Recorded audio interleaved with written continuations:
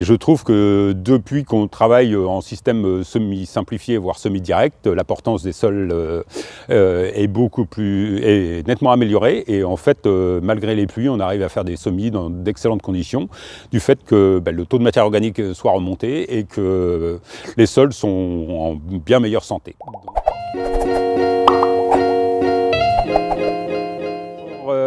Moi, je m'appelle Antoine Chedru, donc je suis agriculteur à Goderville. C'est situé dans Seine-Maritime, plus précisément dans le Pays de Caux. Donc je suis géographiquement à 25 km du Havre et à 10 km de la mer, juste derrière moi. La principale préoccupation de la région, c'est l'érosion. On est sur des limons battants, 60% de limons, et avec des fortes pentes. Donc moi, en 1995, on a commencé à supprimer tout ce qui était travail profond, tout ce qui était labour et gros chisels. Et on est passé en semi-simplifié progressivement. On a généralisé à toutes les cultures. Donc en culture, je fais du blé, occasionnellement de l'orge, des colzas associés, comme derrière. Ensuite, on fait des févroles, des pois, des betteraves et le lin. Le lin, c'est la culture phare de la région, du lin textile. Et donc, depuis 1995 en TCS jusqu'en 2012 et en semi-direct depuis 2012 jusqu'à aujourd'hui. Moi, j'ai un semoir à disque et un semoir à dents. J'alterne, donc tout ce qui est couverts végétaux, les multi-espèces sont faits avec le semoir à dents, en triple distribution avec 2 hauteurs de profondeur de différence. Et après, je viens de monter une micro-fertilisation pour faire de la localisation en fertilisation dans le sillon. Ensuite, un semoir à disque pour semer sous couvert, alors soit associé avec un rouleau faca à l'avant, en un passage dans des couverts ou dans des trèfles ou des légumineuses. Et ensuite, en modèle betterave, on est passé au strip-till dans les années 2010 et toutes les betteraves sont faites au strip-till. On travaille avec les sucreries, on travaille avec l'ITB, on travaille avec plusieurs organismes pour essayer de faire des essais. Encore cette année, il y avait encore des essais en place. Et tout ce qu'on essaye, c'est de jouer sur la communication pour en informer le maximum de personnes. Donc ici, on est dans une journée AgroLeague pour partager un peu l'expérience de chacun. Et dans l'expérience, il n'y a pas toujours que des réussites. Moi, je parle aussi des échecs. Il y en a eu ici, forcément, durant toutes ces années. Il y a des années qui sont plus propices que d'autres. Des années de sécheresse chez nous, c'est royal. Des années humides, on en a eu quelques-unes depuis 3 ans. Et c'est problématique, quoi. Mais je trouve que depuis qu'on travaille en système semi-simplifié, voire semi-direct, l'importance des sols est nettement améliorée. Et en fait, malgré les pluies, on arrive à faire des semis dans d'excellentes conditions, du fait que le taux de matière organique soit remonté et que les sols sont en bien meilleure santé. Aujourd'hui, la journée AgroLeague nous permet de visualiser un petit peu, grâce à des profils culturaux qu'on en a réalisés, et voir déjà l'état des cultures. Là, c'est un colza associé. Après, on va aller voir des blés sous couvert. On va aller voir des couverts végétaux qui sont déjà bien implantés pour l'année. On a fait des pesées avec la méthode Merci. Donc tout ça s'est mis en place. Ça, c'est Guillaume qui le fait. Et puis, il est agronome au niveau AgroLeague. Et on a fait aussi des tests bêches pour voir l'enracinement des colzas. Tout ça nous permet de voir si on a fait le bon choix dans nos implantations.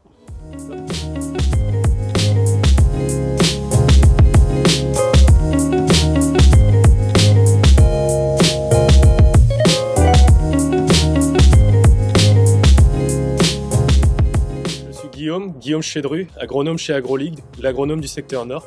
Avant de rejoindre AgroLeague, je travaillais en tant que conseiller grande culture où j'accompagnais les agriculteurs sur tout type de méthodes de travail, que ce soit par la protection phytosanitaire, la fertilisation des grandes cultures, mais aussi le travail du sol, l'optimisation de la matière organique, et j'ai beaucoup développé les couverts végétaux. À côté de cela, je travaille aussi sur l'exploitation familiale où j'ai pu développer des semoirs à dents en autoconstruction, mais aussi des solutions de biocontrôle telles que les extraits fermentés d'ortie, de consoude, de macération d'ail. On commence aussi à développer les micro-organismes efficaces comme les EM. Aujourd'hui, chez AgroLeague, mon objectif est d'accompagner les agriculteurs vers une agriculture propre, rentable et performante, que cela passe par une transition vers l'agriculture de conservation des sols, mais aussi un accompagnement sur la réduction des produits phytosanitaires ou du travail du sol tout en optimisant la matière organique. Mon objectif est de comprendre chaque système d'exploitation agricole et d'adapter un conseil au plus proche des besoins de l'agriculteur.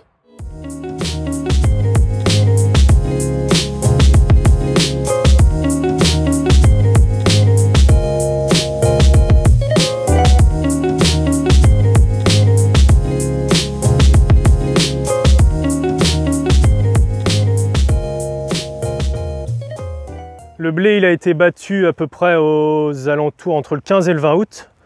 Le Smith colza le 26 août, paille exportée. Semi-direct pur, c'est juste le semoir à dents qu'on vous montrera tout à l'heure. C'est un passage de la dent, mais la graine de colza. On l'a associé à la févrole. Je rappelle un petit peu les principes, pourquoi on associe avec une légumineuse, mais je pense que beaucoup d'entre vous le maîtrisent. C'est pour avoir un effet un petit peu leurre avec les altises et avoir une restitution azote quand la févrole se décomposera en janvier-février pour booster un petit peu le colza à la sortie hiver. Pour information, donc papa le disait, il n'y a plus d'insecticides sur cette ferme depuis 6 ans. Si on veut juste parler pour larves d'altise, j'avais fait un test berlaise l'année dernière, en décembre. Il n'y avait pas eu d'insecticide, on était à 0,6 larves par pied. Sur 10 pieds, il y avait 6 larves.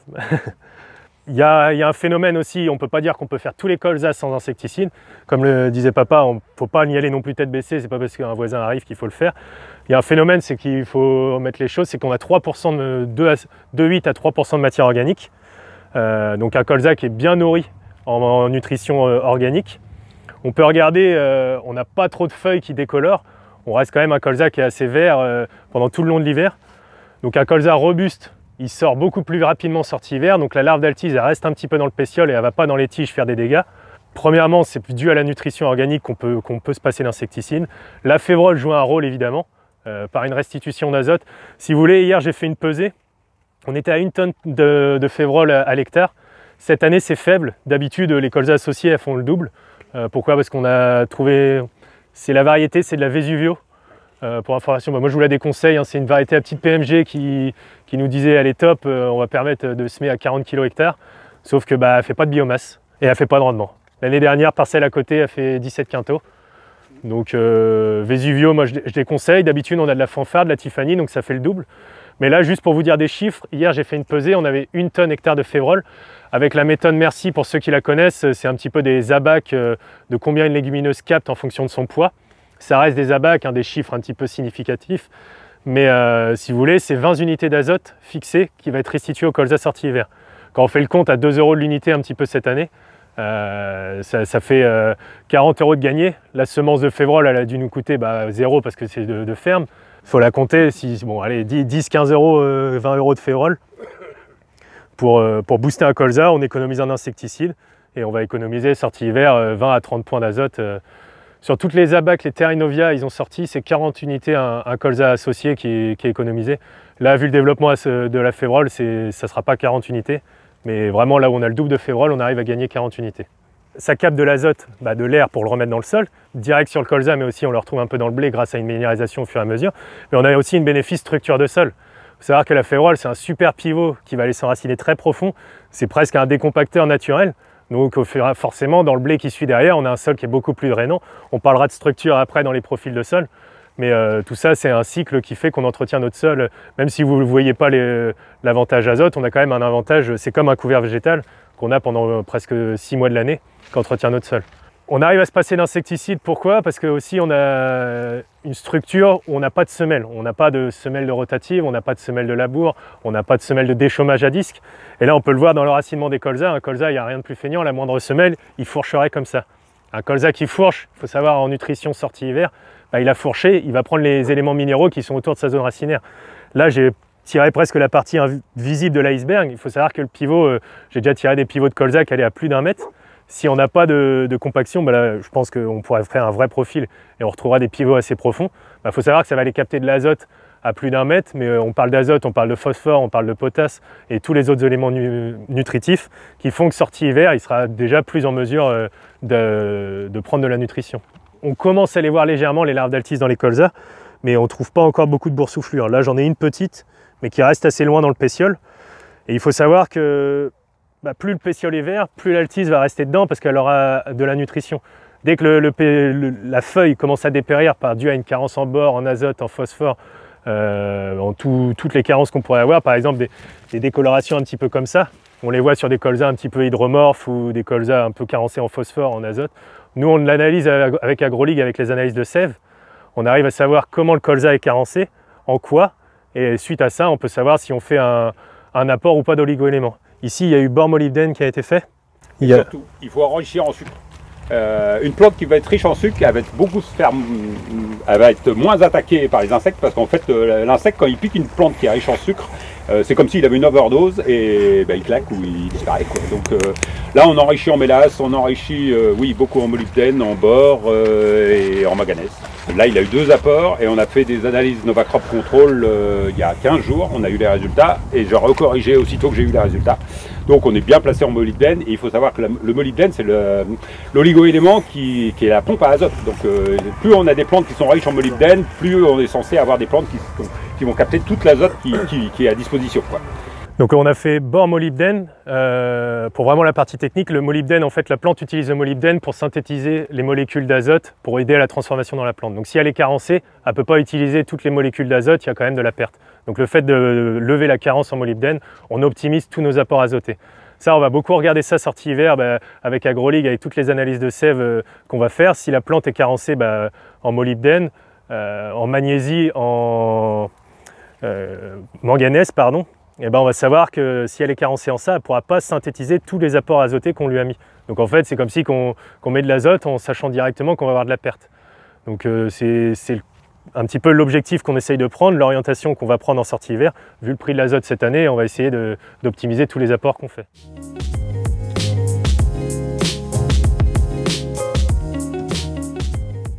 Qui arrive là, bon là tout de suite il y a un peu de déchets verts, mais sinon dans l'ensemble c'est beaucoup de bois. Donc là en une journée, toute cette plateforme là fait 800 mètres carrés, en une journée avec la hauteur qu'il y a, à la fin on peut même dropper à la grue. Il me fait un tas là et en une journée tout est passé. Une fois que la plateforme elle est pleine, moi ça me permet de passer à peu près sur 40 hectares. C'est à peu près, bon, là je suis passé un peu sur Févrole parce qu'il m'en restait, mais sur du lin principalement. Comme ça, le temps que le lin revienne au bout de 6 ans, normalement tout est digéré. Donc en fait, l'objectif de faire du BRF, ce qu'il faut savoir, c'est que le BRF, c'est pas du bois de tronc d'arbre, hein, c'est du bois jeune de l'élagage de l'année, c'est des petites branches. L'idée, c'est d'avoir du bois jeune, et papa l'a dit tout à l'heure, à C/N de 50. C/N de 50, ça va nous faire une matière organique qui est très hémilocellulosique et cellulosique. Je vous parlais tout à l'heure qu'il y avait un peu les 2 types de matière organique dans les sols. Du coup, le BRF, ça permet de nous ramener une matière organique jeune qui est très labile. Nous, dans les analyses de sol AgroLeague, on les regarde, on les appelle sur carbone labile, pour ceux qui sont membres d'AgroLeague et qui regardent un petit peu les analyses. Le carbone labile, c'est un petit peu la bouffe de tous les vers de terre, micro-organismes, champignons, bactéries, etc. Si ça nous manque dans notre sol, on ne peut pas avoir dégradation après du gros humus, de la matière organique, un petit peu les gros C/N, hein, le compost en est une, les pailles de blé en sont une. Donc si on n'a pas toute cette bouffe pour nourrir les micro-organismes, on n'aura pas notre sol qui fonctionne. Donc l'idée, c'est d'avoir un petit peu les deux à l'équilibre. Le fait de mettre du BRF une fois dans la rotation, on rapporte de la matière organique jeune, comme ça nous permet nous de broyer nos pailles de blé, de mettre des composts et d'avoir une matière organique équilibrée. Après on peut regarder un petit peu, vous regardez, sur le sol il y a plein de petites turacules comme ça c'est des turacules, des cabanes de vers de terre. Et on s'est rendu compte qu'avec des apports de BRF compost, c'est presque x2 par rapport à des parcelles où il n'y en a pas. Donc on va apporter 30 mètres cubes de BRF, ça fait 10 tonnes, et à peu près 12 tonnes de compost criblé. Alors le compost, lui, il va améliorer la décomposition du BRF, parce que le BRF étant très cellulosique, le compost est un peu plus riche en azote, et il va compenser au niveau décomposition, pour que le carbone se transforme en humus. Voilà. On peut regarder une motte, hein. Notre BRF et notre compost, on voit là que ça fait une matière organique bien noire. On le disait tout à l'heure, surtout le laisser en surface. Pourquoi? Parce qu'une matière organique, plus c'est incorporé, plus c'est privé d'oxygène. Une matière organique qui est privée d'oxygène, ça putrifie, ça se décompose pas. Donc là, ça demande la machine seule une énergie monstre en azote, en tout ça. Et là, le blé, vous l'asseyez, il poussera plus. Il faut monter à des 250-300 points pour le compenser. Et là, c'est ce qu'on voit. On voit déjà des vers de terre qui commencent à monter un petit peu. Là, un trou de vers de terre. Regardez la galerie là, ça c'est un ver de terre. Ça minéralise et ça brasse aussi. Là ce qu'on voyait dans la galerie, on voyait la paille de Févrole ou de BRF, on la voyait presque au fond de la galerie. On vous montrera tout à l'heure dans le profil, on retrouve des matières organiques bien décomposées, mais presque à 1 mètre de profondeur, emmenées par le ver de terre. Il faut savoir qu'après ça reminéralise, et notre blé, quand il est enraciné à 1 mètre de profondeur, il bénéficie de cette matière organique qui était en surface. Une tonne de ver de terre correspondait 600 unités d'azote l'année. Comme un point de matière organique, Cora Schreiber vous dira que ça fait 2000 unités d'azote. Oui. Aujourd'hui, au prix de l'azote, c'est sûr que je préfère avoir un sol à 2,5 de matière organique qu'à 2. C'est sûr que la réponse à l'azote, ça va jouer énormément. Au tout départ, en 88, moi j'ai repris avec des analyses, j'ai mes analyses de terre de 88, ils sont à 1,3. Là on arrive, bon cette salle-là doit être à 2,6, mais il m'a fallu plus de 20 ans. Après par rapport à l'évolution du taux de matière organique dans les sols, il y a des... Ça c'est hyper étudié en ce moment. Il y a des travaux qui sont hyper intéressants, notamment de Suisse, qui ont observé qu'en fait, ce qui faisait augmenter le taux de matière organique dans les sols, c'est pas forcément les apports de matière organique, mais c'est les exudats racinaires des plantes. Typiquement, derrière une prairie, on a souvent des taux de matière organique qui sont très hauts.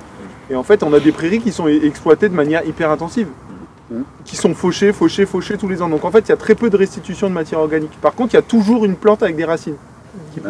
Et en fait, c'est les exudats racinaires qui apportent le plus, qui font augmenter le plus le taux de matière organique dans les sols. Ça pousse tout le temps. Exactement, et c'est pour ça qu'on veut mettre tout le temps du vert. Et du coup, c'est autant les couverts végétaux, l'intensification des couverts végétaux d'interculture qui vont faire que ton taux de matière organique va augmenter par rapport à l'apport de matière organique. Donc on raisonnait tout à l'heure fumier. Fumier, ça va pas... Enfin, ça va jouer un petit peu, mais pas autant qu'une plante verte.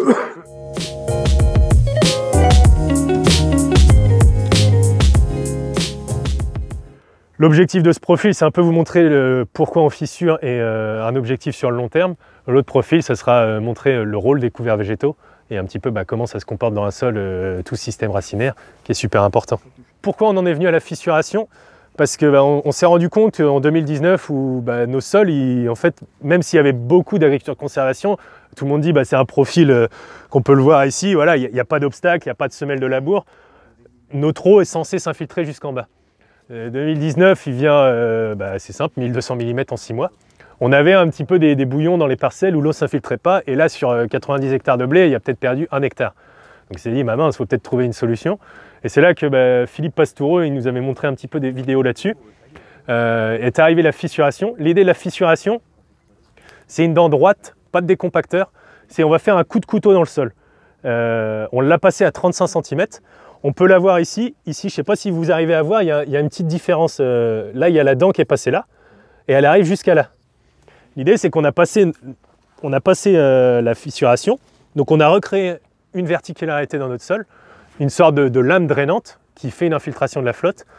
L'objectif, c'est d'avoir un système racinaire après qui prenne la place. Là, le blé, il va s'enraciner doucement. On peut le faire soit avant un blé en comptant sur le système racinaire du blé, soit avant un colza. Le système racinaire du colza, il va aller prospecter la fissuration que vous avez faite, soit dans un couvert végétal vivant. L'objectif de ça, c'est qu'on casse notre semelle de labour, même pour des terres en transition d'agriculture de conservation. Vous faites vos profils, vous voyez ici une semelle de labour. Il faut savoir que vos racines, c'est quand même un petit peu feignant. Arriver à la semelle de labour, ça ne va pas passer. Donc le fait de faire de la fissuration, vous allez déjà casser cette semelle de labour là, ça ne va pas suffire parce qu'il faudra après cumuler avec des racines qui vont aller un petit peu prospecter tous ces horizons que vous avez cassés. La févrole, si vous voulez décompacter des sols, c'est le plus gros système racinaire. Il y a la luzerne qui existe, mais ça c'est d'autres emmerdes dans les couverts, je préfère quand même la févrole. Là on peut revenir un petit peu sur le profil qu'on a ici. Donc on s'est dit une fois dans la rotation, on fait de la fissuration. Donc là on voit notre dent. On voit notre dent et on peut voir un petit peu, là c'est parce que c'est un blé. On l'aurait pu le faire dans le colza où ça a été fissuré il y a 2 ans. On peut voir des racines après qui suivent la dent de fissuration et qui s'enracinent un petit peu plus profond. Donc suite à ça, ça nous permet de drainer nos sols et on a résolu nos problèmes d'infiltration en eau. La nature est bien faite, mais on reste quand même des agriculteurs qui exploitent la terre où on passe avec des machines assez lourdes, tout ça. Donc de temps en temps, on recompacte nos sols, mais aussi les limons naturellement se reprennent en masse et se recompactent. Donc de temps en temps, avoir une petite dent, il ne faut pas être fermé. L'avantage de la petite dent, c'est que c'est juste un coup de couteau qui nous recrée de la porosité et qui nous remet un sol en état. Si demain vous voulez aller vers des systèmes avec un peu moins de travail du sol, le fait de passer la dent, ça va nous casser notre semelle. On peut se dire un profil là à 30 où on a notre semelle de labour. Et le fait de passer la dent à 35, que là on voit, là la dent elle est passée là. Donc la semelle de labour à 30, on va péter la semelle et on va recréer un petit peu de verticularité. Donc l'idée c'est aider notre sol à s'enraciner et au fur et à mesure ça booste un petit peu des systèmes. Que si on passe du jour au lendemain, même si on met des couverts végétaux, tout ça, ça va être déjà beaucoup moins rapide que si on ne va pas péter cette semelle. Il ne faut pas s'interdire le mécanique. Et donc là, ça a été fissuré. Là, ça n'a pas été fissuré. Déjà, là, on peut retrouver peut-être un petit peu la semelle. Là, je suis à 25. On voit une petite zone. Pourtant, ça n'a pas été labouré depuis 30 ans. C'est pas méchant parce que là, on retrouve encore un trou de ver de terre. Hein. Hop, c'est pas catastrophique, mais ça se prend quand même en masse et ça nous bloque des échanges dans nos sols. Là, là, on a encore des racines. Là, on peut voir des racines, je pense des anciennes racines de colza qu'on avait. Là si de loin, je ne sais pas si vous voyez, des petits trous de ver de terre, ça descend un peu profond, mais ça recrée une verticularité dans le sol. Ce que je disais tout à l'heure, nous, dans notre fissuration, on injecte, c'est les EM. Les EM, c'est les micro-organismes efficaces. Le but, c'est de remettre des micro-organismes dans le sol qui vont nous décomposer un petit peu notre matière organique. Autre cas de figure, j'étais la semaine dernière dans une visite de ferme chez un agriculteur. Sa matière organique était un petit peu bloquée. On prenait le sol, c'était des mocks compacts. Déjà, on le sent aussi à l'odeur, hein, quand une matière organique pue, c'est qu'elle est putréfiée, elle est bloquée, elle manque d'oxygène. Il faut qu'un sol, même si on ne le laboure pas, il faut qu'il soit brassé par les vers de terre, par les bactéries, etc. Il faut qu'il ait de l'oxygène. S'il se prend en masse, eh ben, on est privé d'oxygène et notre matière organique ne se décompose pas. Et ce qui fait que ça devient de la putréfaction, c'est de la pompe à azote, c'est des sols qui se prennent en masse, c'est pas des mottes grumeleuses comme là on voit tout le petit chevelu racinaire. C'est un tuyau qui descend le long de la dent. En fait, si tu veux, ta pointe est là, ta coutre dedans là, le M il va tomber là, un peu comme une semence que tu mets, quoi. Il faut par contre qu'il soit dans le sol parce qu'il faut qu'il soit dans son habitat propice. C'est la première année qu'on les utilise vraiment, mais ça c'est la stratégie en place sur la ferme. Tous les 6 ans, ça va être ça. Et pour en revenir à l'histoire de la matière organique qui ne se décomposait pas, le fait de cumuler fissuration, donc on va réoxygéner notre sol, on va remettre la machine en route, et plus, l'agriculteur il ne va pas le faire parce qu'il n'est pas équipé, mais réinjecter des EM, ça permettrait de remulcher cette matière, redécomposer cette matière organique qui redevient un petit peu des sucres, des éléments nutritifs pour la plante. Et au fur et à mesure, après, tu reprends les choses à la base, tu mets des légumineuses, tu mets de la matière organique labile, des BRF comme on parlait tout à l'heure, et au fur et à mesure, ça va se réorganiser et la machine va se remettre en route. Il faut savoir qu'un TCS, c'est un brassage de terre. Fissuration, c'est vraiment un coup de couteau. TCS, tu bouges de la terre, tu brasses. Donc en fait, tu vas pas créer une verticularité dans ton sol, tu vas juste le soulever, soit le brasser. Et pendant qu'on est parti sur la partie machinisme, faites attention, confondez pas fissurateur et décompacteur. Décompacteur, en fait, on peut prendre le pire du cas, la dent Michel qui fait un beau coutre comme ça. Qu'est-ce que ça va faire? Ça va vous soulever la motte. Très bien, ça nous lève le sol, hein. Ça lève le sol, ça fait de la terre soufflée, mais ça soulève la motte, sauf qu'il faut savoir que ça ne la replace pas là où elle était, donc on a notre terre qui est soufflée, et ça crée des interstices entre les mottes. Et le ver de terre, quand il arrive dans cet interstice-là, il se dit, bon bah boum, hop, j'ai rien, soit il redescend, il crève, et il y a une perte en ver de terre. Pareil, l'eau, quand il pleut des fleurs de pluviométrie, ça va dans cet interstice, et ça fait de la compaction tout autour de la zone de terre. Donc ça, c'est pas gérer. Le décompacteur, ça va gérer une compaction à un instant T, mais pas sur le long terme. Tandis que le fissurateur, le fait de vraiment couper le sol et mettre un coup de couteau et après remettre les racines et la matière organique fait que c'est plus durable sur le long terme. Enfin, dans les cas de figure où on est dans des transitions, je pense que le fissurateur est un outil qui est en train de se développer depuis quelques années. C'est un peu, il y en a qui vont dire que c'est un effet de mode, mais il a sa place pour accélérer des transitions.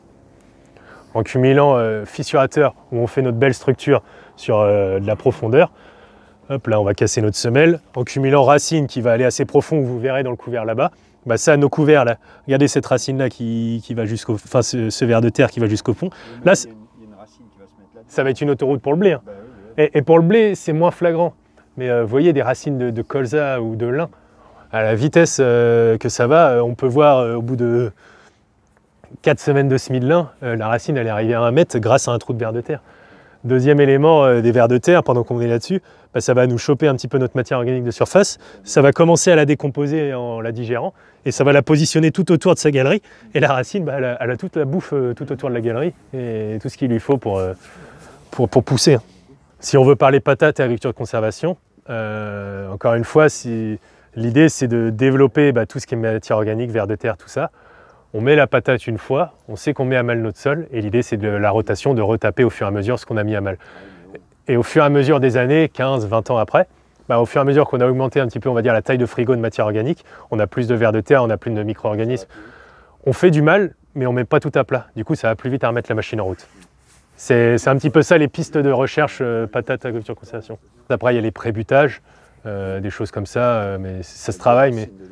Mais vraiment, après, là où la base, la recherche, c'est plutôt d'augmenter son stock de sol, de structure, de mettre tout bien en place. On met la patate, on met un mal, mais par contre, après, on met tout compost, BRF, couverts végétaux pour remettre en état. Un semi-direct à 3 cm, on peut retrouver un petit peu notre passage de disque. Là, on le retrouve là. L'idée pour, je pense que ça, vous savez tous un peu les bases là-dessus, le semi-direct, c'est qu'on ne va pas perturber les oreillons là. Donc le fait de ne pas aller casser les galeries de vers de terre, les petits trous de bactéries, des choses comme ça, ça reste un sol qui draine naturellement. Deuxièmement, tout à l'heure, il parlait qu'on pouvait faire du lin ou des choses comme ça sans travailler du sol. Encore une fois, c'est là la base. Si vous n'avez pas une bonne porosité due aux vers de terre, aux racines, un sol qui est naturellement constitué, vous ne pourrez pas vous passer du travail du sol. Sur des lins, il faudra plutôt piocher à 10-15 cm. Il faut créer un sol. Là, vous pouvez voir, vous pouvez vous passer la motte. Il y a plein de petits trous qui se font naturellement. Si ça, on n'a pas ça dans nos sols, on ne peut pas se permettre de se passer du travail du sol dans les premières années. C'est un travail de longue durée, hein, mais c'est après, au fur et à mesure. Aujourd'hui, il n'y a plus de charrue sur la ferme. Une charrue, je pense que les labours d'hiver, c'est à peu près 60 € de l'hectare. C'est pour ça qu'au début de la réunion, on vous disait qu'on économise des charges. On n'a plus de labour d'hiver. Nos semis de blé, c'est du semis direct pur. On a 6 litres hectare. Aujourd'hui, la consommation la plus importante sur l'exploitation, c'est la moissonneuse. On a un semis de blé et que du traitement après pour conduire la culture. Par contre, c'est un travail de longue haleine. On a nos sols qui sont, on l'a dit, entre 2,5 et 3% de matière organique, donc déjà, ça tient déjà beaucoup plus. On a les vers de terre qui vont aller brasser un petit peu les éléments et qui vont nous décompacter un petit peu là où on a compacté. Donc nos sols, on le compacte, mais il se remet en place beaucoup plus rapidement. Dans un système où il y a beaucoup de trafic comme le vôtre, c'est pas du jour au lendemain, mais au fur et à mesure de mettre des couverts, d'augmenter notre matière organique, nos vers de terre, et au fur et à mesure, ces passages, ça va beaucoup moins compacter le sol, et au fur et à mesure, ça va se mettre en route. Là, je parle au fur et à mesure, c'est 10-15 ans. Hein. C'est pas dans 2 ans.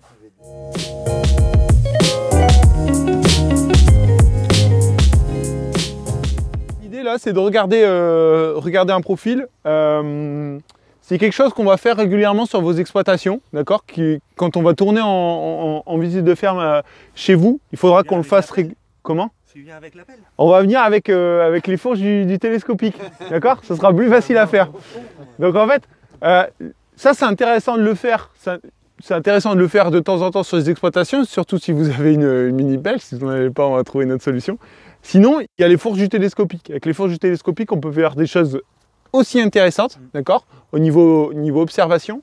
Et l'avantage avec les fourches du télescopique, c'est qu'on peut le faire à plusieurs endroits, d'accord? Parce qu'ici, ce qu'on va observer là, c'est pas la réalité de toute la parcelle, d'accord? Donc on espère qu'on s'est mis, quand on fait ça, on essaie de se mettre dans une zone qui est assez représentative de la parcelle, d'accord? Mais forcément, il doit y avoir des variabilités dans la parcelle. Ici, la particularité, c'est que c'est une terre qui est relativement plate et en fait, ici, globalement, on est sur des limons profonds un peu partout, conduits de la même manière, sur la même rotation. Donc, on n'a pas des variations de sol au sein même de la parcelle. Donc, il y a de fortes chances de croire que ici, ça va être représentatif de la parcelle. Quand on regarde un profil de sol, déjà, l'approche qu'on doit avoir, c'est que on a souvent une appréciation du sol en une dimension, d'accord? Vous le voyez de manière horizontale. Quand vous faites un travail de sol, c'est de manière horizontale, d'accord? Alors que le sol, il faut le voir dans ces 3 dimensions. Pourquoi il faut le voir dans ces 3 dimensions? Parce que les racines des plantes, elles vont avoir besoin de coloniser un volume de sol, d'accord? Il faut voir la terre dans son volume, ok? Elles vont avoir besoin de coloniser un volume de sol, et plus elles vont coloniser un volume de sol élevé, plus le potentiel de rendement derrière va être élevé. C'est le volume du garde-manger, ok? Plus les racines des plantes vont pouvoir descendre en profondeur, plus en fait, ça veut dire que le frigo, quand vous ouvrez le frigo, vous avez accès aux différents étages du frigo, et plus au sein même de ces différents étages, d'accord? Et c'est ce qu'on va faire, c'est le travail qu'on va faire, on va décortiquer le profil, vous allez voir, par étage. Au sein même de ces différents étages, la porosité, la microporosité qu'il y a dans ces différents étages, ça va être l'accès à la profondeur du frigo, d'accord? Okay, vous avez l'organisation du frigo de manière verticale et dans la profondeur. Okay, donc nous, ce qu'on veut, c'est que les plantes aient accès à tout ce potentiel-là. Et vous, en tant qu'agriculteur, votre seul job, ça va être de mettre les conditions maximum pour que ces plantes aient accès au volume maximum de sol.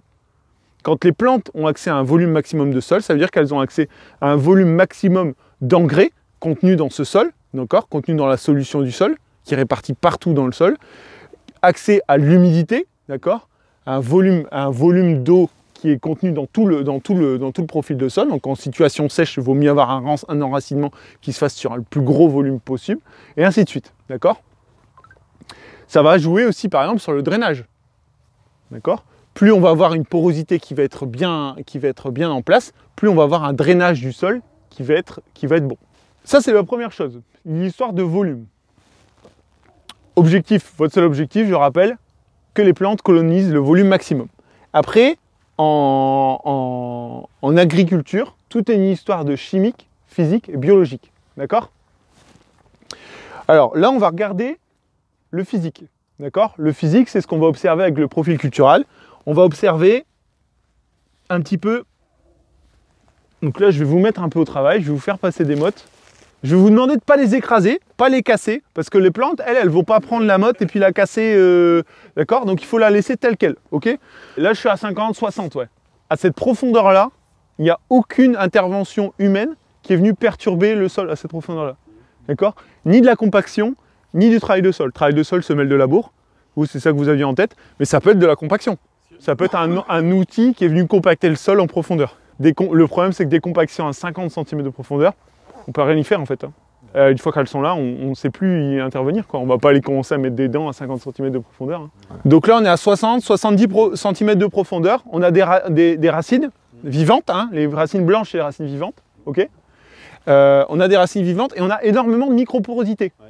Donc là, le volume du garde-manger, il est accessible. Okay, c'est-à-dire que tous les éléments nutritifs contenus dans la mode de terre ici, les racines vont potentiellement pouvoir aller les chercher. Okay, il n'y a pas de zone compacte, il n'y a pas de zone écrasée qui sont inaccessibles aux racines. Pourquoi je vous dis ça? Parce qu'une racine n'a pas un pouvoir de perforation. D'accord? A un bon pouvoir d'éclatement, mais pas un pouvoir de perforation. C'est-à-dire que s'il n'y a pas un trou, elle ne passe pas. Elle va couder. Par contre, s'il y a une fissure, un trou, elle rentre dedans, et là, elle a un pouvoir d'éclatement. Elle va grossir en niveau diamètre, elle a un pouvoir d'éclatement, mais pas un pouvoir de perforation. D'accord? Donc s'il y avait une zone compacte dans cette motte de terre, elle n'était pas accessible.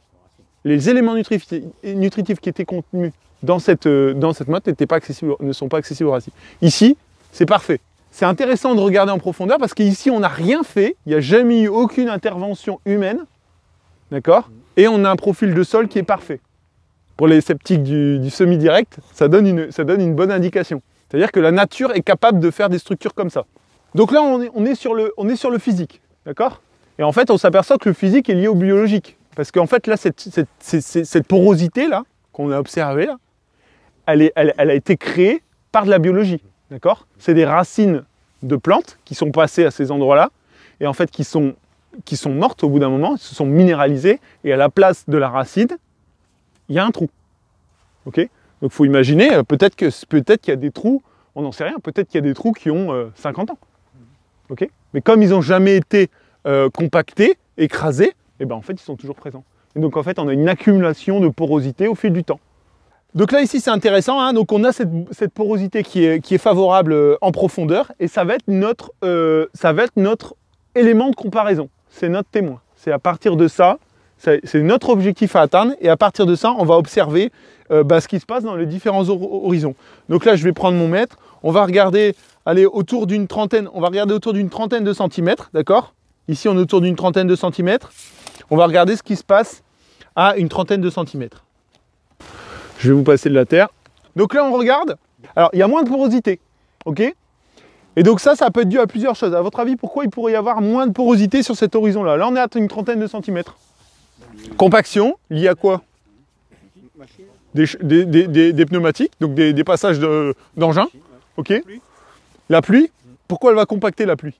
Quel est le phénomène qui va se passer quand la... Exactement, la battance, exactement. Exactement, donc en fait, on a une compaction par bouchage de la porosité liée en fait à la destruction. Exactement, les limons fins qui vont se décrocher et qui vont rentrer dans le sol via les galeries de vers de terre, via différentes choses, et qui vont venir et qui vont venir boucher, colmater en fait les trous. Ok. Et ben ça, c'est quelque chose qu'on peut essayer d'éviter. Ok. Ça, on peut essayer de l'éviter en mettant un couvert qui va venir protéger le sol de la pluie, des agressions extérieures. Là, il y a un lien entre le physique, dont la porosité, le biologique, donc la plante qui va protéger le sol, et le chimique. On va prendre par exemple du sol dans l'horizon à 10-15 cm là. On prend un peu de terre et là on prend de l'acide, ok, acide chlorhydrique. Tac, on met un peu d'acide chlorhydrique. On va regarder ce qui se passe. Donc on n'a pas d'ébullition et en fait à l'oreille on n'entend pas grand chose. Donc en fait ça veut dire ici qu'on n'a pas de calcaire, c'est le calcaire. Et forcément le calcaire contient du calcium et du carbonate, du CaCO3. Donc là c'est le lien entre le physique, le chimique et le biologique, d'accord. On a plus au niveau chimique, on est pauvre en carbonate, d'accord. On est pauvre en calcaire dans ce sol-là. Et du coup, potentiellement, on va avoir on peut avoir, en fait, on n'a plus la structuration, donc le pont calcique, le calcium Ca2+, qui va prendre un argile, enfin on parle d'argile, mais ça peut être aussi des limons, hein, en tout cas une structure minérale et une structure organique, d'accord, pour créer le complexe argilo-humique ou organo-minéral, comme on veut. Et en fait, si on n'a pas de calcaire, on va avoir une déstructuration comme ça, potentiellement, de surface. D'accord, parce qu'on va pas avoir de calcium dans le sol.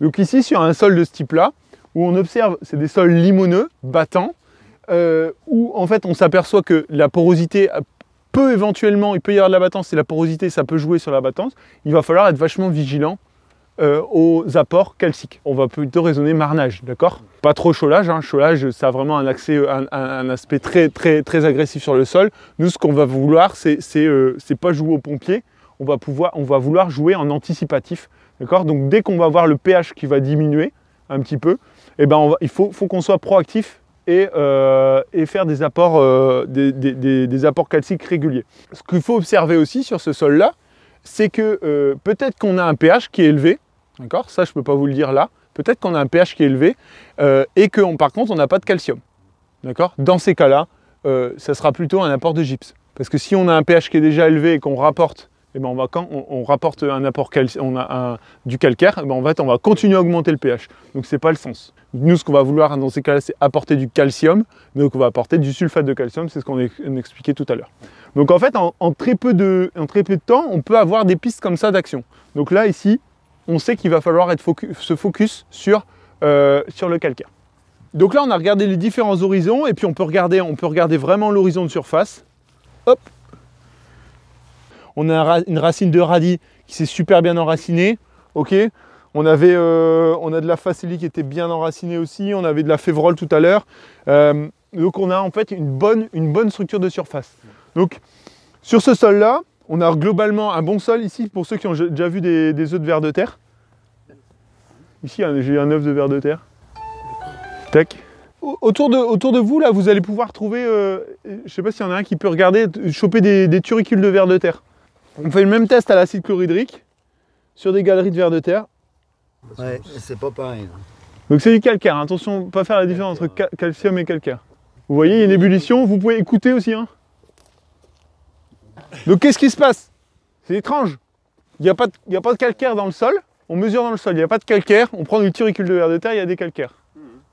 C'est là que c'est hyper intéressant, c'est que en fait, plus on va avoir de vers de terre, bah plus en fait, eux, ils vont nous remonter des éléments de profondeur et vont les remettre en surface, disponibles en surface. Et donc là, on parle du calcaire, d'accord? Mais ça va être valable aussi pour d'autres éléments nutritifs. Là, c'est le lien entre le chimique et le biologique. Plus on va avoir de vers de terre, plus ils vont nous remonter de chimique, là ici, bah, de calcaire, mais ça va être les plantes aussi, d'accord? Ouais. Plus on va avoir de plantes, ouais. Et plus ils vont nous pomper d'éléments nutritifs et les remonter en surface. Donc le lien entre, encore une fois, le biologique et le chimique, et le physique, avec plus on a de vers de terre, plus on va avoir de galeries de vers de terre, ouais. C'est logique, et plus on va avoir de plantes, plus on va avoir de racines de plantes et de porosité. Donc le lien entre le chimique, le physique et le biologique. Et en fait, on s'aperçoit que plus on va mettre du vivant, d'accord, plus on va faire de photosynthèse, plus on va mettre d'énergie dans le sol, parce qu'en fait, là, ce qu'on fait avec les plantes, qu'est-ce qu'on fait? On fait de l'énergie, hein. C'est un panneau solaire, c'est l'énergie solaire qui est stockée sous forme biologique, sous forme organique. Cette énergie, ok, on va la remettre au sol. D'accord, ça va être du sucre. Quand on fait pousser une betterave, elle nous produit du sucre. C'est quoi? C'est de l'énergie solaire qui est transformée en sucre, d'accord? C'est de l'énergie. Et en fait, ce sucre-là, quand on le remet au sol, et bien en fait, on va donner à manger, donc on va donner de l'énergie. Nous, on va manger le sucre, ça va nous donner de l'énergie. Les vers de terre, on va leur donner des végétaux, ça va leur donner de l'énergie pour s'activer, pour bosser, quoi. Et du coup, pour recycler les éléments et ainsi de suite, quoi. Plus vous allez fournir d'énergie à ce sol, donc il y a différents moyens, hein. Soit vous allez mettre du gasoil dans votre tracteur et puis vous allez faire des travaux de sol intensifs. Vous allez mettre de l'énergie dans la parcelle et vous allez en fait aérer votre sol, faire de la minéralisation, mais faire aussi de la structure, faire de la structure de sol. Soit vous allez, il y a un autre moyen, c'est mettre de l'énergie dans ce sol, mais sous forme organique. Et en fait, ça va avoir le même impact en mieux. On ne va pas avoir les effets négatifs de ces impacts-là. On va voir les effets positifs et puis au final, on va atteindre les mêmes objectifs. Donc voilà ce qu'on a observé. Donc, pour faire un petit bilan sur cette parcelle-là, en fait, en très peu de temps, on peut réussir à comprendre ce qui va se passer. Donc très bonne structure en surface. Une chose qui est hyper importante aussi, c'est qu'en fait, on a des galeries de vers de terre. Donc même si on a des zones qui sont parfois peut-être un petit peu moins bonnes à ce moment, on a une continuité, on n'a pas un blocage. Des racines aussi. Donc, exactement. Donc les racines, elles vont utiliser, là on le voit très bien, elles vont utiliser galeries de vers de terre pour potentiellement passer une zone un peu plus compliquée et aller dans une zone un peu plus facile. Exactement. Donc en fait, on a une belle continuité verticale et une belle prospection qui peut se faire en horizontal grâce à la porosité qui est comprise dans toutes les plantes. Et par contre, vigilance au niveau chimique, au niveau des apports calciques, vigilance sur cette parcelle-là. On a vu qu'il y avait assez peu de calcaire actif au test à l'acide, donc il faut faire gaffe qu'on n'ait pas un sol qui va se refermer parce qu'on n'a plus de calcaire. Donc il faut, alors ça dépend du type de sol. Donc c'est pour ça qu'il faut le contrôler avec un petit test à l'acide, c'est hyper facile, vous pouvez tous le faire, vous contrôlez. Si vous entendez quelque chose et que vous ne voyez rien, ça veut dire que l'année prochaine ou dans 2 ans, il va falloir intervenir sur un apport calcique, d'accord? Et par contre, si vous avez une ébullition, on est tranquille.